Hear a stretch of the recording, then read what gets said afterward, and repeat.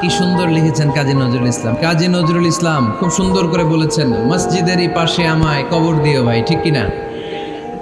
মসজিদেরই পাশে আমায় কবর দিও ভাই, যেন গোরে হতে মুয়াজ্জিনের আযান শুনতে পাই।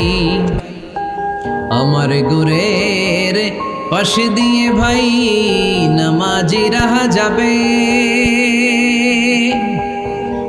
পবিত্র সেই পায়ের ধ্বনি এ বান্দা শুনতে পাবে।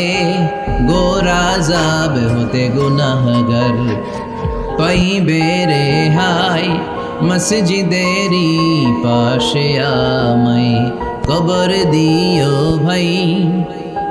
কত মানুষ নামাজি ভাই মসজিদাঙ্গিহীনাতে, আল্লাহর নামের জিকির করে লুকিয়ে গভীর রাতে।